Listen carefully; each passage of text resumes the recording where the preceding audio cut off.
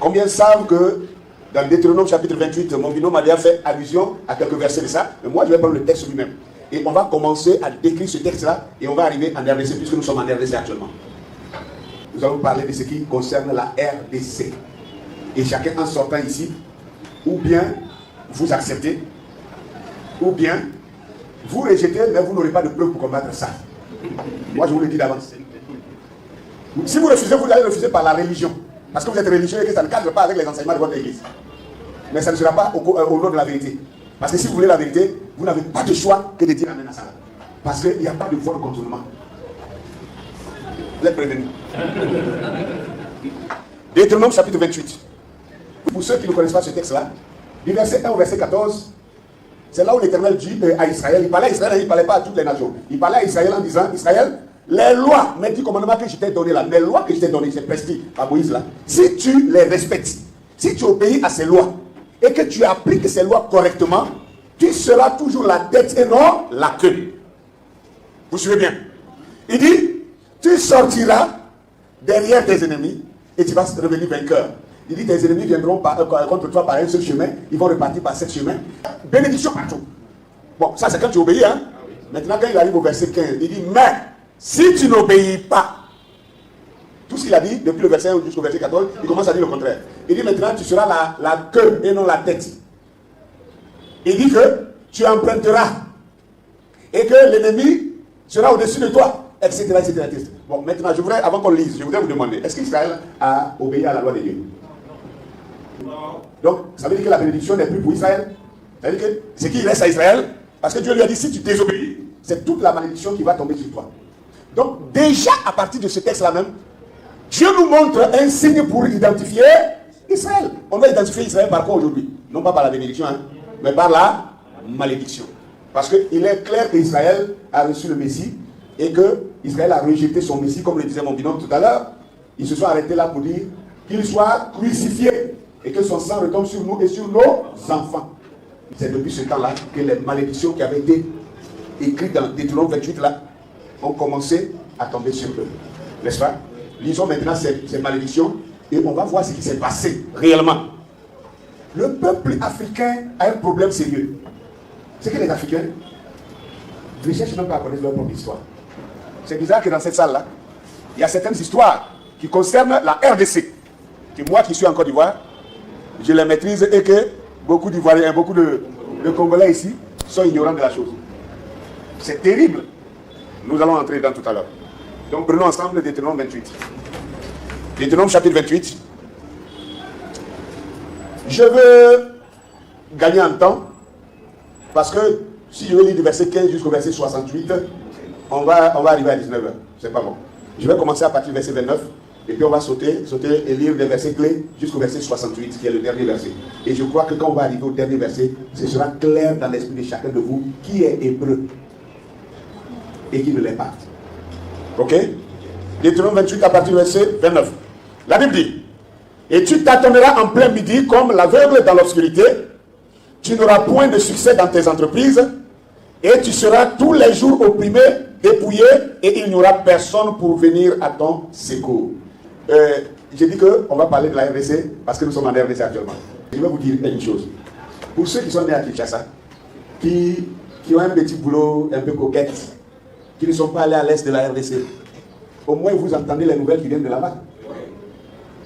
Tu seras dépouillé. N'est-ce pas? Il dit tu seras opprimé tous les jours, opprimé et dépouillé. Et il n'y aura personne pour venir à ton secours. Qu'est-ce qui se passe à l'est de la RDC?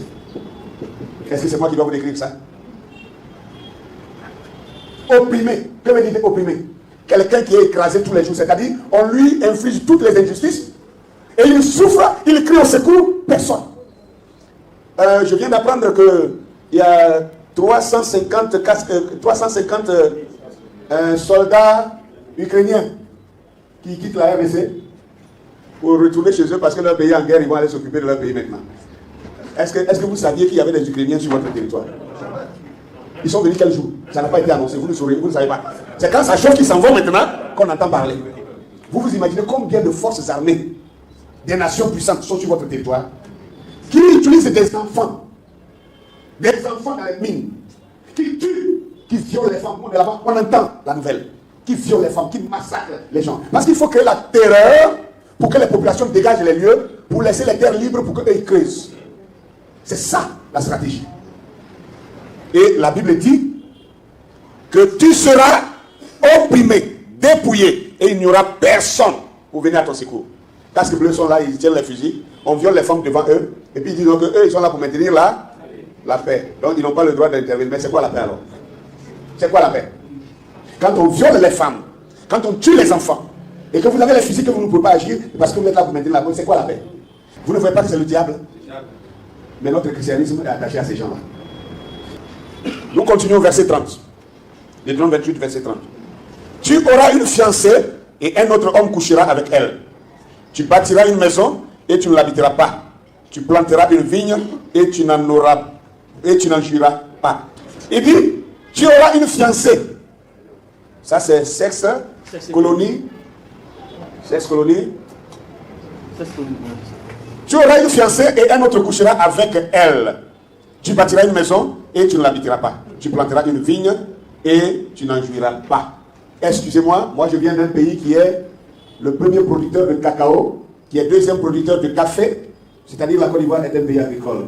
Mais je suis désolé de vous dire que malgré toutes ces choses-là, comment toi tu cultives ton champ, tu récoltes tes produits, et celui qui vient acheter, c'est lui qui te fixe le prix. Vous comprenez ça? C'est lui qui fixe le prix auquel il va acheter. Est-ce que les véhicules que les Européens fabriquent et nous envoient ici, là, c'est nous qui fixons le prix auquel on veut acheter? C'est eux qui nous fixent les prix. Exorbitants d'ailleurs. Mais quand il s'agit de nous, c'est eux encore qui viennent fixer les prix. Ça veut dire que tu plantes ta vie, tu n'en jouis pas. Tu travailles dur, tu ne manges pas le fruit de ton travail. Il dit que tu auras une fiancée et un autre couchera avec. Souvenez-vous de la traite négrière. Ces blancs-là sont venus ici, ils ont fait de la safari. Ils couchent avec nos femmes, ils ont couché avec nos femmes, nos mamans, ils ont fait ce qu'ils voulaient avec nos parents, une maltraitance incroyable. Venir prendre quelqu'un, prendre sa femme devant lui, coucher avec sa femme, sous ses yeux, et il n'a pas de mots à dire. Et cette sanction-là, Dieu a dit qu'il a adressé ça à quel peuple? À Israël. Commencez à réfléchir. Verset 32. Tes fils et tes filles seront livrés à un autre peuple, tes yeux le verront et l'endiront tous les jours après eux, et ta main sera sans force. Qu'est-ce que ça voulait dire? Vous ne voyez pas la traite négrière ici? Tes fils et tes filles seront livrés à d'autres peuples. Tes yeux vont voir, on vient arracher tes enfants sous tes yeux. Et on les met dans les bateaux pour les envoyer en esclavage. Et tes yeux vont voir, et ta main sera sans force. Pourquoi? Parce que tu as rejeté l'Éternel ton Dieu. Et ça, cette parole-là est adressée au peuple qu'on appelle Israël. Pendant que je dis ça, vous qui êtes convaincus à 100% que ceux qui sont assis en Palestine là-bas sont les Juifs de Dieu, Israël de Dieu, commencez à réfléchir s'ils ont vécu ça. Vous m'entendez? Commencez à réfléchir. Est-ce que ces gens ont vécu ça? Ces Khazars qui sont en Palestine actuellement, est-ce qu'ils ont été livrés à d'autres peuples? Qui livrait les gens? C'est eux. Beaucoup ne savent pas que dans la traite négrière, ceux qu'on appelle les Juifs aujourd'hui, c'est eux qui venaient acheter nos parents, qui attrapaient nos parents pour aller les vendre. Les propriétaires des bateaux qui venaient prendre les esclaves, 90%, allez sur Internet, aujourd'hui personne ne peut mentir, surtout que je suis en conférence. Vous checkez tout à l'heure, vous allez checker tout à l'heure sur Internet, l'information va sortir, vous allez voir. 90% des bateaux qui prenaient les nègres, les esclaves en Afrique pour aller les vendre en Amérique, c'était les propriétaires, c'était les Juifs que vous voyez, qui sont en Israël aujourd'hui. Voyez-vous? Comment quelqu'un que vous dites que c'est lui qui est Israël, mais qui fait le contraire de ce que la Bible dit d'Israël? Vous comprenez quelque chose? Réfléchissez-en. Le verset 33. Un peuple que tu n'auras point connu mangera le fruit de ton sol et tout le produit de ton travail, et tu seras tous les jours opprimé et écrasé. Je reviens encore à vous. La RDC est vue comme un pays qu'on appelle le scandale géologique. Scandale géologique. C'est-à-dire, tu veux le coltan, c'est en RDC. Même la RDC regorge presque toutes les pierres précieuses qu'on peut trouver partout dans le monde. Il y en a ici, même si ce n'est pas en grande quantité, mais il y en a ici. N'est-ce pas? Mais vous qui êtes ici dans la salle, ici, là, y a-t-il un riche parmi vous? Celui qui est riche, qui lève sa main, je vais le voir. Hein? Non, laissez-le spirituel. C'est ça qui est le problème là.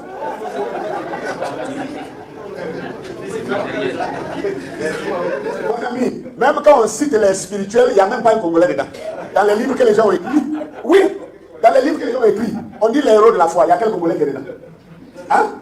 Parmi les héros de la foi, il y a un Congolais dedans. Alors, donc c'est quel spirituellement? Soyons francs envers nous-mêmes. Il n'y en a pas. Bon, l'écriture dit quoi? L'écriture nous dit ici, un peuple que tu n'auras point connu mangera le fruit de ton sol et tous les produits de ton travail. Et tu seras tous les jours opprimé et écrasé. C'est-à-dire, toi tu es assis sur les richesses et tu n'en profites pas. Vous connaissez les lois secrètes qu'ils ont avec nos chefs d'État. Excusez-moi. Parce que ça, je ne parle pas seulement de ça, c'est toute l'Afrique.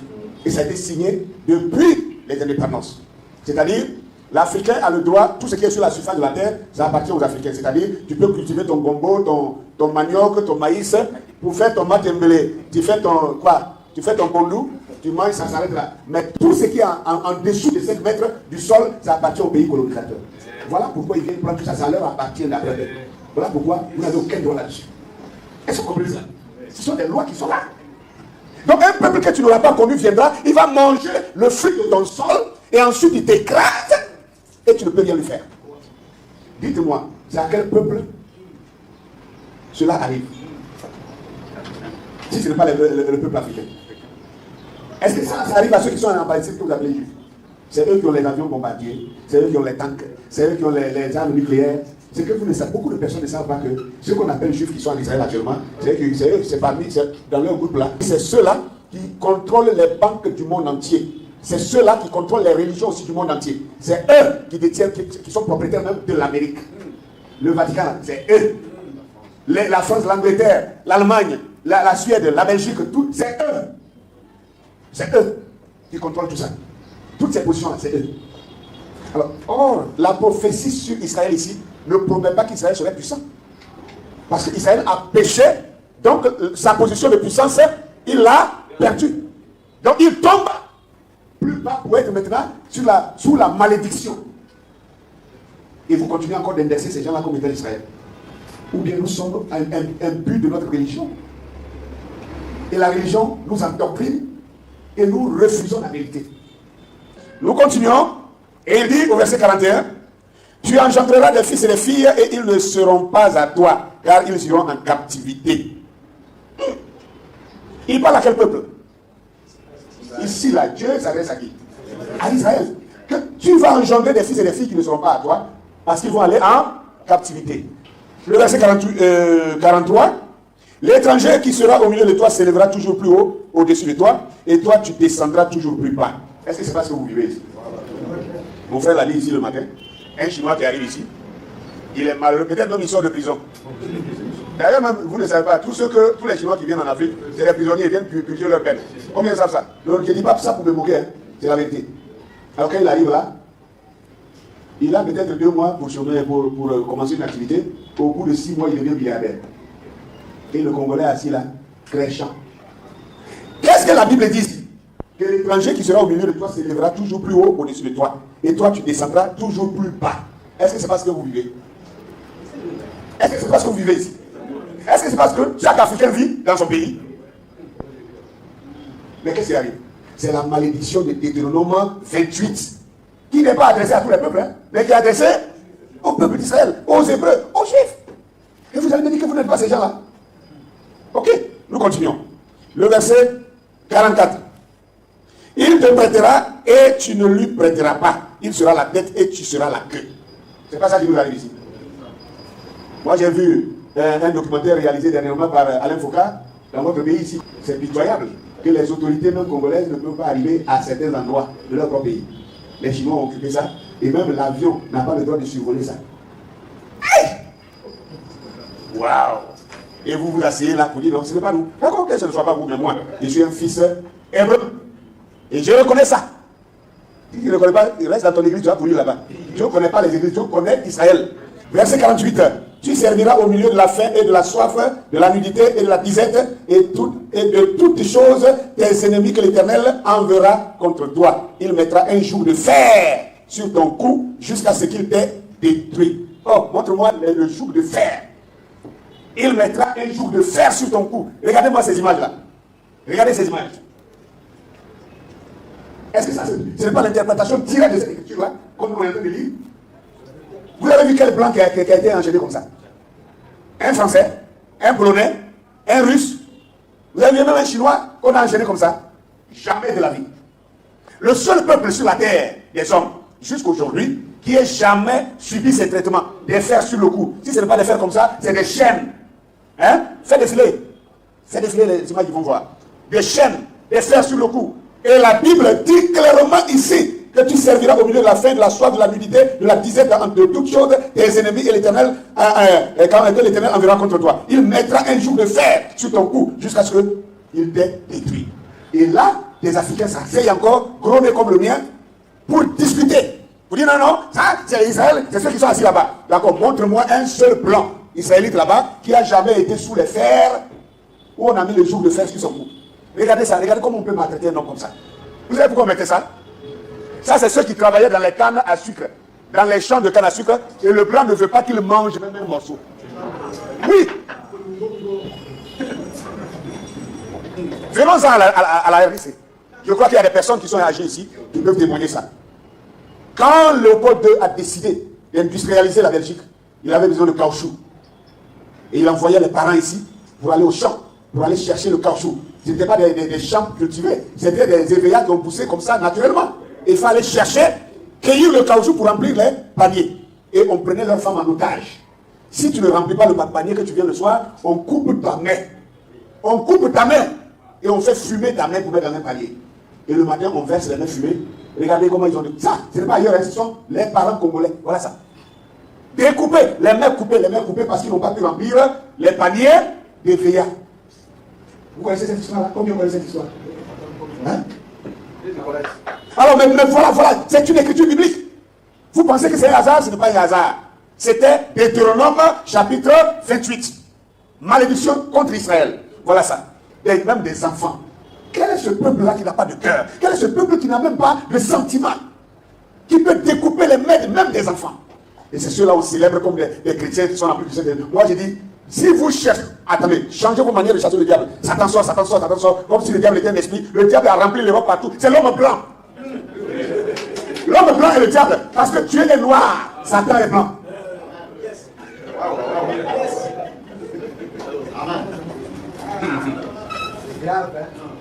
Oh, ça fait mal.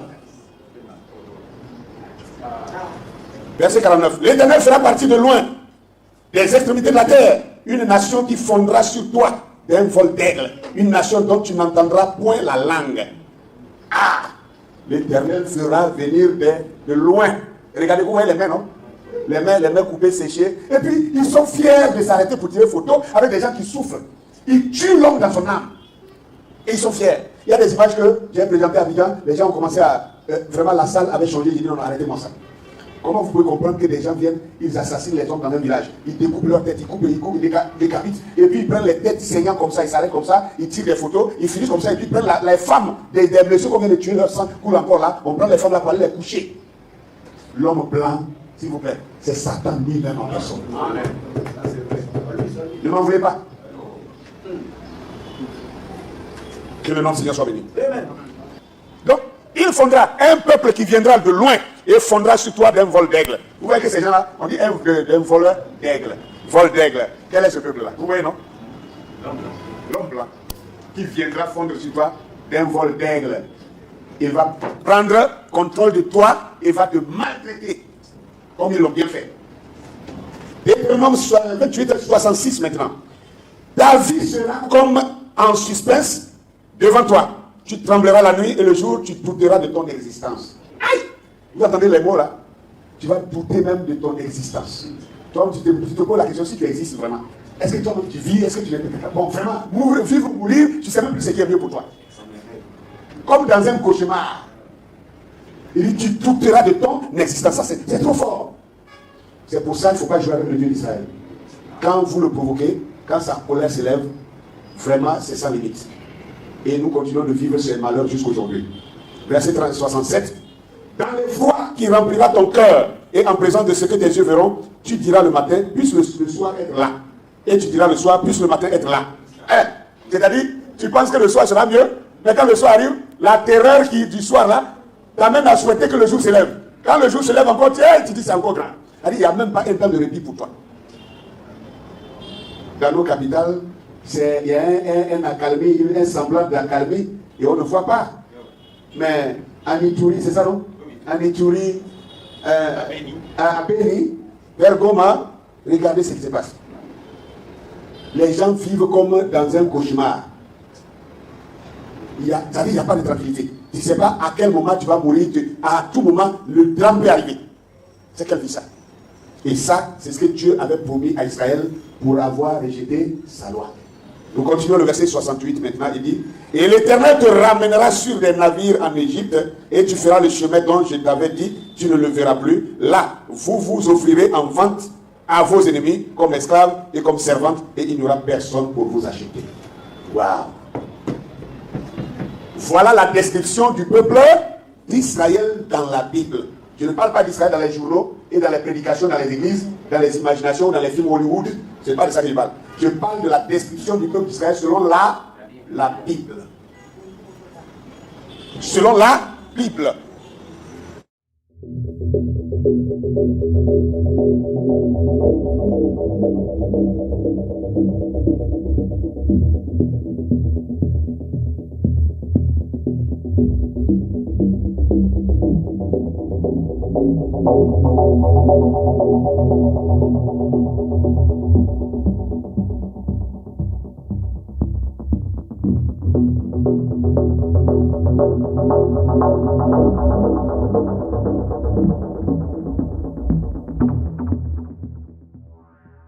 Merci beaucoup. Merci bien.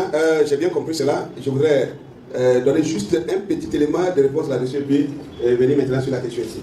Vous savez, ce que vous évitez là, forcément ça va arriver. Et ça, c'est la Bible. Je peux vous donner des éléments de la Bible rapidement, au moins 2 versets, sinon il y en a beaucoup. Il y en a au moins 2 et puis on va passer. Hein? Ce qu'on veut éviter là, ça va arriver.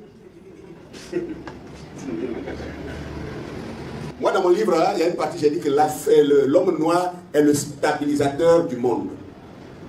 Hein? Le peuple noir est le stabilisateur du monde. C'est-à-dire, si l'homme noir, si l'homme noir avait les pensées de l'homme blanc il y a longtemps que le monde a explosé, c'est que l'homme noir subit, il supporte et puis il embrasse encore l'homme blanc. Hein? Non. S'il avait la pensée de l'homme blanc, il y a longtemps le monde n'existe plus. Ah oui.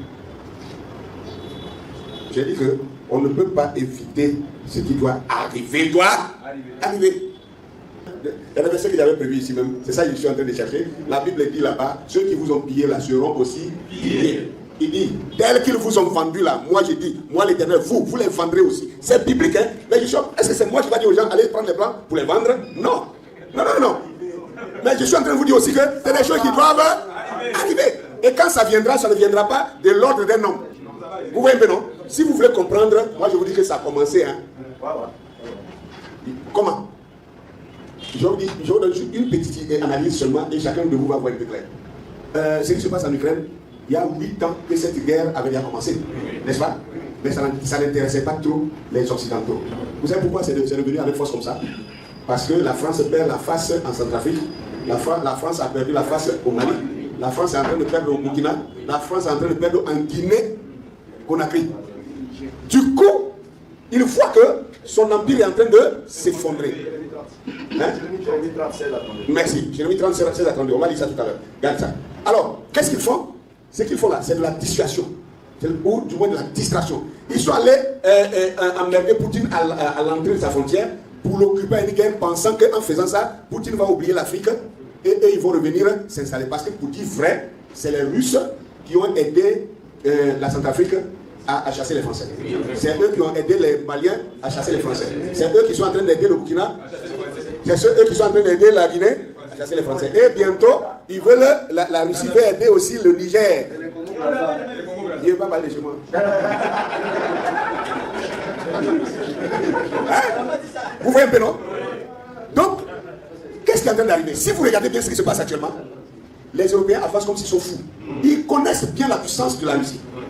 Sinon, pourquoi ils ont poussé l'Ukraine en lui disant il faut agir, il faut agir. Nous on est derrière toi. Si la Russie essaye, on va venir, on va l'attaquer. Quand ils ont commencé maintenant, ils disent venez m'aider, ils ne viennent pas. Et l'Ukraine est obligée de dire à la population fabriquer des cocktails Molotov contre des chars russes. Donc c'est la chute de l'Europe. Et quand l'Europe tombe comme ça, je vous assure, c'est l'Afrique qui va se lever. Bientôt, si vous voulez noter, bientôt, la manière dont les Congolais vont faire rang dans les ambassades, ils jeûnent et prient pour qu'on leur donne le visa pour aller en Europe, les Européens vont faire rang dans nos ambassades pour chercher à venir travailler ici. Ça a commencé en Espagne, les Espagnols viennent au Maroc déjà pour demander du travail. Donc, c'est pourquoi je dis qu'on le fait ou pas, ça va arriver. Jérémie 30, Jérémie 30, le verset 16, lis ça fort. Il dit Jérémie 30, verset 16. Oui. Cependant, tous ceux qui te dévorent seront dévorés. Vous attendez, hein? Cependant, tous ceux qui te dévorent seront dévorés. Et tous tes ennemis, tous iront en captivité. Tous iront. De toute façon, ils vont amener en captivité là. Ils vont aller aussi en captivité. Oui. Ceux qui te dépouillent seront dépouillés. Ceux qui te dépouillent là seront aussi dépouillés. Et j'abandonnerai au pillage tous ceux qui te pillent. J'ai abandonné au pillage tous ceux qui te pillent. Mais je te guérirai. Mais toi, je te guérirai. Je panserai tes plaies. Car il t'appelle la repoussée. Car aujourd'hui, on t'appelle la repoussée. Cette Sion dont nul ne prend. Cette Sion dont nul ne prend souci. Voyez-vous? Ça, c'est pas le seul verset. Il y en a plein comme ça. Hein? C'est pourquoi j'ai dit, ce que nous évitons là, ça va arriver. Mais ce n'est pas nous qui allons dire aux gens, levez-vous pour aller les dépouiller. Non, non, non. Ça va venir naturellement. Vous pensez que si ce n'est pas la main de Dieu, qu'un petit premier ministre malien comme Choguel Maïga s'asseye là pour dire à la France, nous vous donnons, et il dit, partez de chez nous sans délai. Hey! Il dit sans délai. Alors, on dit quand un aveugle, chez nous on a un adage, quand un aveugle dit, je vais te lapider, c'est qu'il a déjà son pied sur le caillou. Donc, qu'on le veuille ou pas, ça va arriver. C'est un peu comme dans l'Apocalypse, je crois, après 18 ou 17, 18 où Dieu a dit que la prostituée, la manière elle a versé le sang des saints là. Il dit, verse-lui au double. Nous sommes au réveil d'Israël. Et tous ceux qui ont pillé Israël pendant toutes ces années seront eux-mêmes pillés. C'est ainsi que le Seigneur. On ne peut pas éviter ça. Mais nous sommes en train de dire que nous ici là, on n'est pas en train de vous dire, allez attraper les blancs, faites-leur ceci. D'ailleurs, ce n'est même pas dans nos gènes. On n'est pas là pour ça. Regardez, guerre en Ukraine, et puis les Ukrainiens veulent déjà recruter des Africains pour aller se battre pour eux, pendant que chez eux là-bas, ils sont en train de lyncher les hommes noirs encore. Vous pouvez comprendre ça. L'homme noir, lui, il a fait quoi pour qu'en France, on le lynche? En Allemagne, on le lynche. Même en Chine, on le lynche. Même en Russie, on le lynche. En Amérique, là, c'est oh là là. Même sur notre propre territoire africain.